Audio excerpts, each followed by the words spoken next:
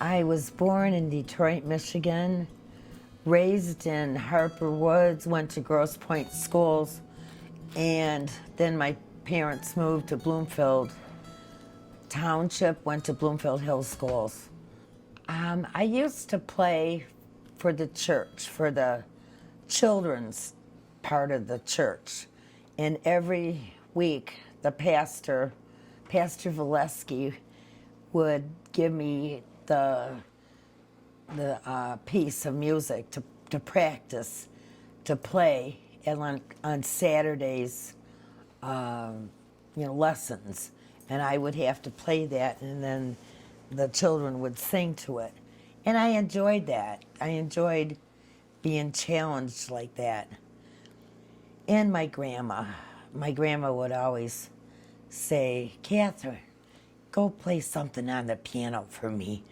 And then I knew she would be talking to my mother, and they got to do their talking, and I was away from them. Little Ears was away, but that's how I learned, and I appreciated it very much. I took piano lessons for years. I had to practice an hour every day, and I would not really write anything at that time, but the piano teacher was excellent, and she gave us new piano sheet music and gave us stars and sometimes little gifts if we did well, and then we had the little concerts. It was fun, but I had to practice and see some of my friends outside playing. They'd be able to ride their bikes, and I'd have to be in and practice. And it was an hour. It was never 30 minutes or 45. It was an hour every day. But it was something, I don't know, I just thought it's something extra. Some kids get to be in the soccer team or some other like teams for sports, and I just was in the music part. My dad had a large record player, and it was the vinyl records, and I loved listening to Beethoven's Fifth Symphony on one side and Schubert's Unfinished Symphony on the other side. And I would go back and forth. Which song do I like better? And that really mesmerized me. I would just play with that and some of his older vinyl albums. But I started playing, sonatinas. I loved playing sonatinas and then sonatas and and then the Beatles came, and that was a big break into a different kind of music and the pop music. And I don't know, in high school, that's when I really started to kind of gel a little bit more with the music, and I elected to take classes at Eastern in my minor in music. I saw the Beatles on Ed Sullivan, and we would just wait for them to come on, and it went by too quickly. We didn't want it to be over with. It was wonderful, and every week he would have a different artist and group, and the old shows of Help, everyone went to the theater. It was like a big, monster dam full of people. But it was a lot of fun. And the vinyl records that came out, and we'd save up our money and buy them. So the 45s. I was a big Beatles fan, but then at college, I was a big Rolling Stones fan. I loved the Rolling Stones in college.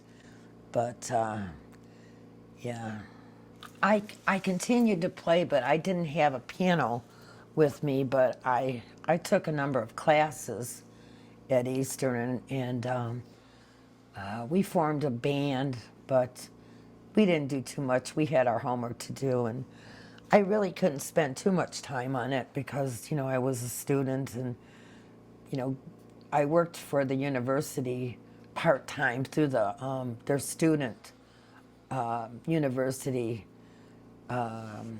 short, they hired students to do some work. So every weekend I was usually working at the football fields or at the basketball games, and I did that. So my music didn't come back to me until a little bit later in life. Years ago, wow, it was just, I was scraping by, and we had to cut our Christmas tree down on our property. We actually had a little fir tree that we would cut down and use it as a Christmas tree. So I saw the struggle between buying the tree and putting up the plastic tree. So I wrote the song, "Oh Christmas Tree, What Will You Be? Will you glow lights, smell Christmassy?" And I had to do that. And I wanted to, also there's O Tannenbaum, and there's only one song really about the Christmas tree. So I thought I would write one. And there's always stories behind the songs.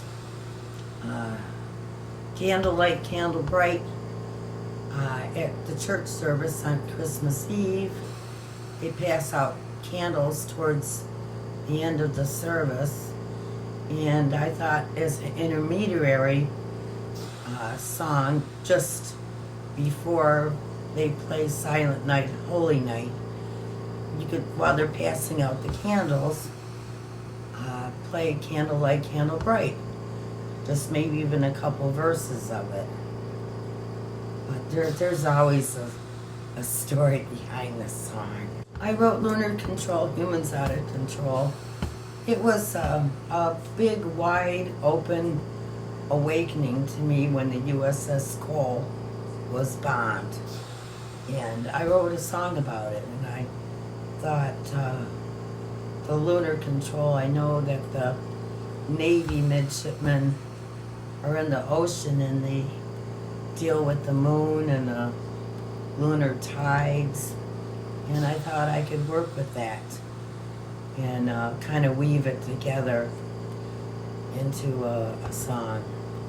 And Columbine, My Columbine, that's a ballad, and that I was growing these beautiful crimson starred columbine plants, and my son was getting confirmed at our church, and I saw one of them planted by the church foyer outside, and I said, "Oh look, there's a columbine plant."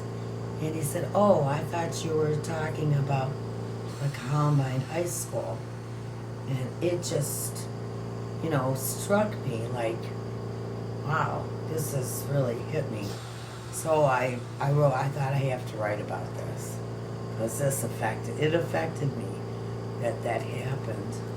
But I wrote Christmas Lights Up Heaven because all of I think it was the year 1999, everyone had Christmas decorations out. Just everyone. Everywhere you went, you saw them. And I had to write about it. Where, Santa got stuck in a red brick chimney and the lights and everywhere, and writers use things like that, and then they either write a novel or write songs about it. And, so I wrote that. I certainly can still write songs. I love to write them, and I love the patriotic songs. Christmas Special Delivery. I thought about the troops going overseas, and I wrote it for the troops. I didn't write it for the army or anything. Just I thought about the actual, Navy person or Army GI being away from home at Christmas time. So I thought I should write about it. I usually write the lyrics. I write the lyrics first. Swedish method is where you write the the music first and then you add the lyrics. It's reversed. I like wreaths round me.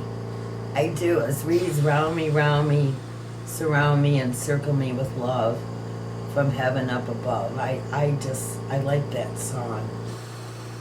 But it's not very well known, but I thought of the circle and the wreaths being a circle. And there's just every one of them has a little story behind it. There's always a song where you wish you could improve upon it, or it's out there, or I could have changed this. Don't ever leave me. I think I could have done a little more with the chorus, but you try to make it as well as you can make it, but it's just sometimes you have a deadline to meet, and you have to get it out. But you try to make it the best, and you hope that the arranger doesn't come in and then change everything.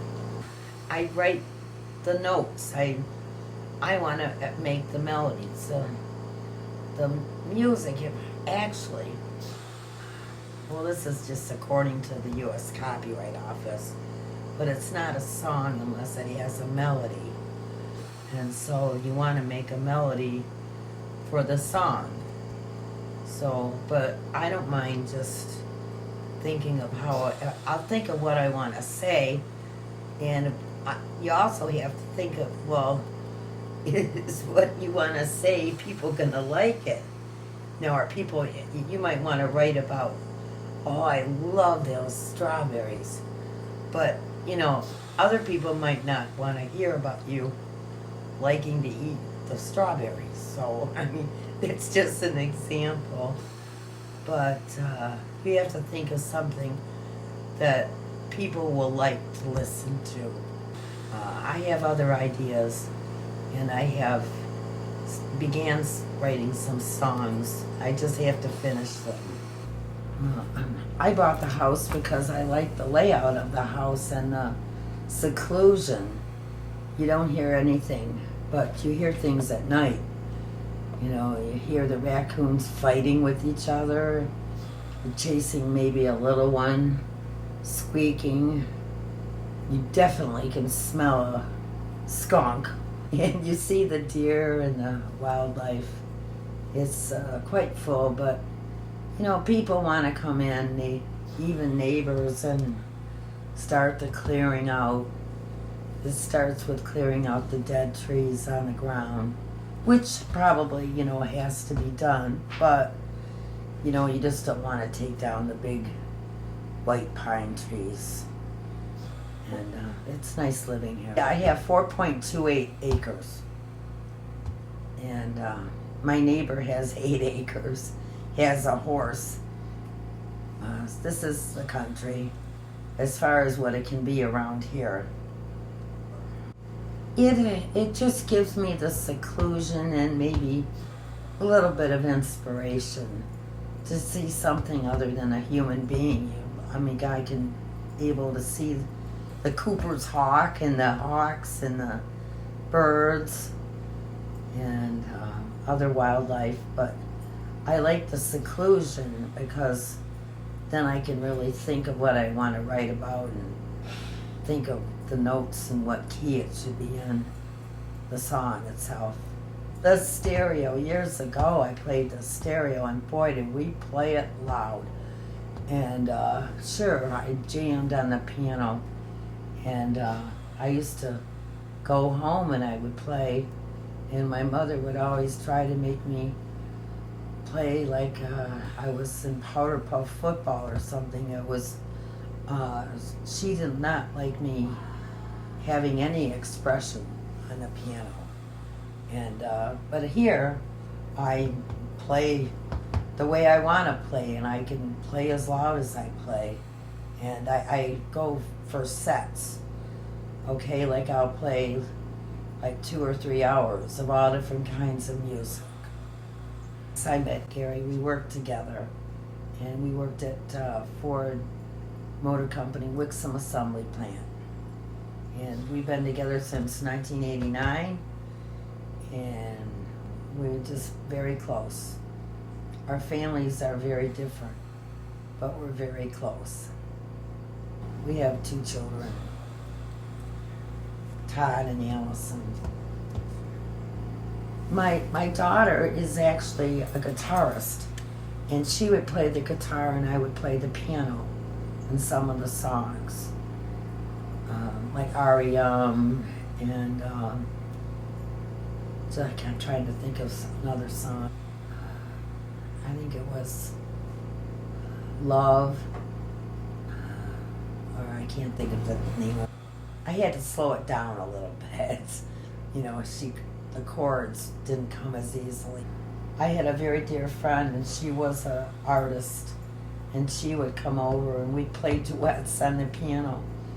She told me I should actually write music, and I just kind of scoffed about it. And I got to thinking, yes, I can write about it, and I started doing it. So I like to be creative. I thought I would, you know, leave something to the world other people could enjoy listening to, and just leave my stamp on things in the wake of things. And maybe somebody will remember me someday. Shocked that I got these awards from people, and that tells me something. And yeah, I tried to do something. I'm going to try to do it right, and try to make something cool and something. Well, I was inspired too.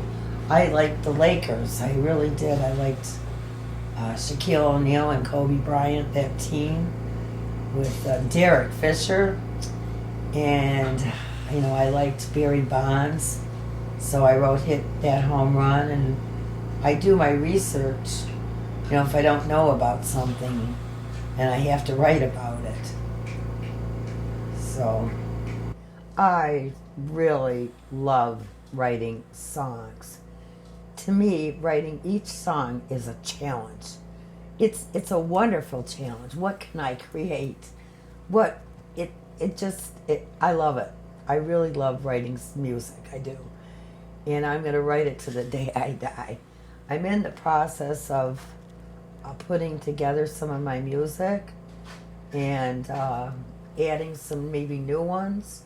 I have some ideas for some new holiday songs, and see about having someone re-record some of the music to put on an album, and that would be good.